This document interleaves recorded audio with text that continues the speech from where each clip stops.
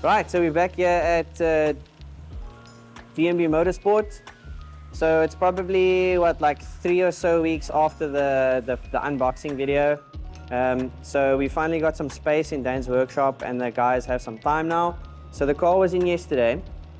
The guys started fitting some parts so long. So why don't we go and have a look and see what the guys have done, and then we can also just fit some more things and then we can see what it looks like afterwards. Cool, let's go.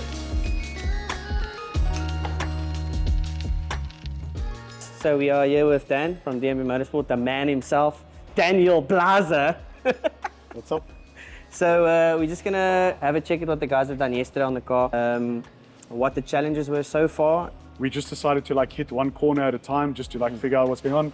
So yeah, the main thing I think was more the bushings and stuff, pressing out all the bushings that takes the longest. So obviously the shock is in, all the bushings are done already, the ball joints, the front toe arm as well with the adjustment. This morning we were just playing around with the bump steer on the toe arm just to see like where it needed to be, because there's obviously like a few different adjustments. So I just wanted to make sure that was right, which seems fine as well. Yeah. The axle space is in already. Dude, that's all in already. No, so everything's done. Like it's literally just the only thing we haven't done yet is the brake line, which we'll sort out just now. Okay. And then literally this corner is sorted. Other than that, yeah, one corner done, another 4 to go. These are the HKS Hypermax S coilovers. A nice addition. Obviously, when you lower the car, it's good to put these things on just to get the geometry of everything back to normal. Oh yes, we got the bump adjust ball joints as well, which is quite cool. Swing back here, so these are the J's Racing drive shaft spacers. If you drop in the car, the axle changes its geometry slightly, as well as with the spacer, it sort of pushes the tripod further inside, so it almost makes it stronger as well. I've literally used Dan as my mechanic for 10 years, and I always give him the worst cuck to do, and yeah, I'm just super happy. Thank you, dude. Thank you for this. I really appreciate it. So this is what the old brake pads look like. That's what a new brake pad should look like, that thickness. And here, impressive. Good timing. Yeah, so these are most of the parts that we're still going to fit. Here's all the HAS shocks. Adjusting the shocks, it's 40 damper adjustable, which is pretty rad. That's hectic, eh? Yeah, you got height adjustable, you got spring rate adjust. The only thing is you got to use a little Allen key type thing, put it inside there and adjust. So yeah, I would say it's a little bit annoying in a sense because you have to sort of keep this thing with you, whereas like the BCs and stuff have like a little dial on there. The one rear though is cool because it's stuck by the fuel filler. Yeah, it's got a remote little adjuster, which is cool. But like you said, that's odd because it's only on the one side. Yeah. So these the rear toe arms, you got bump steer spaces basically. So and we raised the rear of the car as high as it could just to see like how much bump steer, like where it goes past the point. So I feel like we need all 3 of them. So I just put all 3 on the top. I think drive the car, see how it drives, and then maybe we can play with it and remove them. Yeah, remove one if you need to. Righto, so we're here with Jody. Hi. He did most of the work on the other side of the car so far. He's going to guide me through just a few things that I can help with because I ain't no pro, yo. We'll start on the wheel first, and then afterwards we'll take it from there. Cool. Let's start on the wheel. So let's get our tools.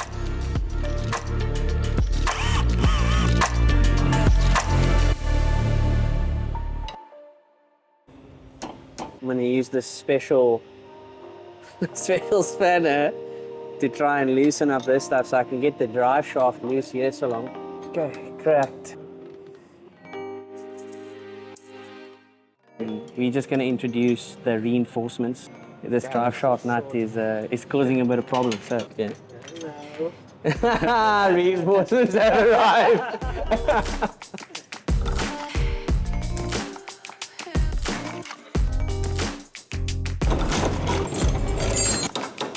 Especially with like Japanese cars, it'll be like 15s, 17s, 19s. And the German cars again, it will be all the cuck sizes. Like, weird sizes, yeah, 18s and... Fuck it, that's dangerous. It's literally like 5 minutes of wrenching, dude. Dirty hands. All of this stuff is now pretty much loose. You'll notice the lower control arm is out from the hub here. Bottom part of the shock is now also loose. Toe link loose on this side. As usual, the 10 is gone.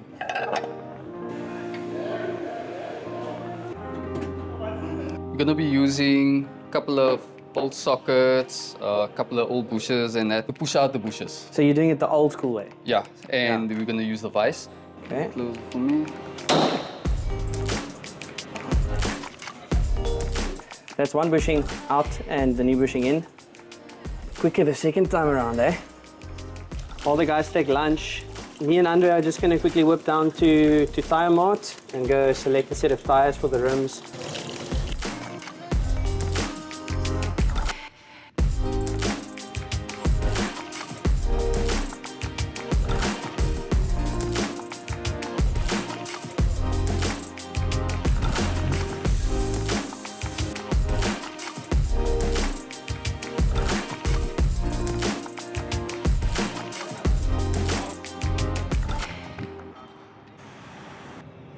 Okay, right, so we are back from lunch, so to speak. We were away at Tire Mart in Milnerton. We got the Enkies. We got the Enkies fitted with some nice Goodyear Eagle F1 asymmetric 5s, I think it is. I went with 225/45 front and a 245/40 rear for that staggered fitment, and got all the bushings fitted. We've got the toe link on, we've got the drive shaft spacer in, we've got the coilover in. So this rear corner is pretty much done along with the other side. So the rear end is pretty much done for now in terms of suspension work. Next time we'll jump onto the front and yeah, then lower the car down. Maybe put the wheels on and see what it looks like. We'll see how that goes. But yeah, until next time. Lekker. All right, lekker. So today is Friday. It's 2 days later. So we are on our way to the workshop now, so we can hopefully get some things fitted to the front, hopefully button up the front in terms of all the suspension bits. We're almost there, so let's see what we can get done today. That's it. Jody over there, you see his feet over there. He's got the Project Moo braided brake lines in. He's got the sway bar links in. We've got the tie rod ends. What are these ones again? The super lap tie rod ends in, which is quite cool. I see we've done bushings here, or he's done bushings. We've got these bushings in. Sweet, let's go check with Jody on that side. Both sides basically, hubs stripped off, lower control arms off, upper control arms off. Pushers replaced on lower control arm and the upper control arm. The sway bar links, yeah. The super lap tie rod ends. So next we're gonna put in the coilover. Okay. Both sides. Nice. And then upper control arms, and then the hubs, disc pads. Okay. All that, yeah. Cool, let's get to it.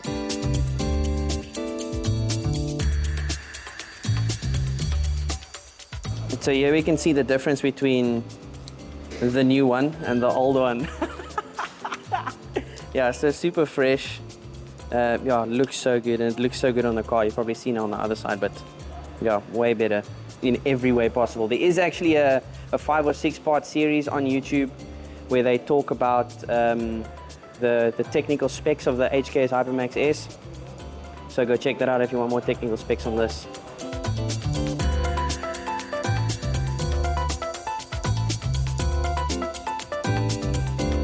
Biggest space in the front. There's another two, shorter, so that at least we got more clearance on the third day. Yeah. So while we're here now, Dan just mentioned this. He reckons we should just get a rebuild kit for this, seeing if we're putting new brakes and new pads and things like that. Can't find the hole. Found it. Bolting from the front.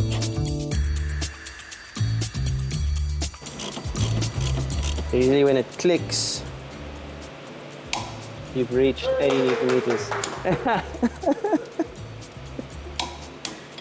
Yeah, I gotta do something, you know. Okay, so this will then fit on the hub like such, right? In the stock location, as Dan says.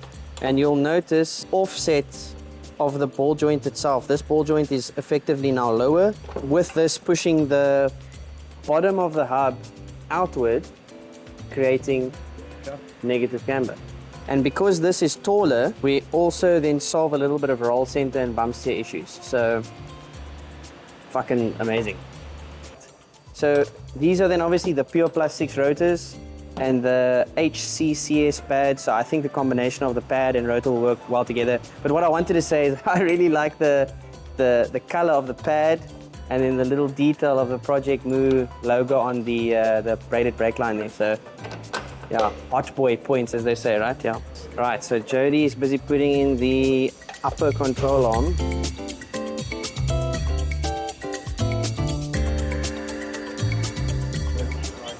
Andrea, how's it going? It's Johan speaking. So I wanted to know if I can possibly book a spot at your guys' workshop. I've got a manifold that's coming from Japan, and then obviously make up an exhaust, a twin exit from there backwards, all the way back, if that's okay. Get out of the hair now. We're gonna take these calipers into West Coast Brake and Clutch. We're just gonna go get them to rebuild this quickly while they continue with the car over here. Bradley's on the microphone with Ross 70. All the people in the dance with the three that win. When you plan for it, when you envision it, you get excited. When you plan for it, it's possible. But when you do it, when you schedule it and you do it, it's real. Okay, so we've just finished up now at, well, I've just dropped the calipers off at West Coast Brake and Clutch. So yeah, the guys at DMB Motorsport, Jody and Dan and them, they are sorting out the rest of the front of the car, the S2000, suspension-wise, obviously. What's next? We are probably going to, next week, take the car to Powerflow in Salt River and get the manifold installed, and then get them to build that exhaust from the manifold back as well. So yeah, that's pretty much it for this week, and then see you next week. Lekker. Right, so we're here at Haiku at the moment. So while you guys were away, what we managed to do, we took if you can remember, we took the brakes to West Coast Brake and Clutch. So the brakes are all done, they rebuilt. We just slapped a nice coat of black on there. So that's the rears, obviously the fronts are done. So we're just getting a quick alignment done before we go off to the exhaust shop now to Powerflow. So once this is done, we're going to shoot off, and then we get to go put the new manifold on and put the new exhaust on. So we see how that goes. We've got that 2-finger gap there, you know. Okay, sweet. So we just, before we go to the exhaust shop, we just wanted to get a little bit of a pre-new exhaust sound, so to speak.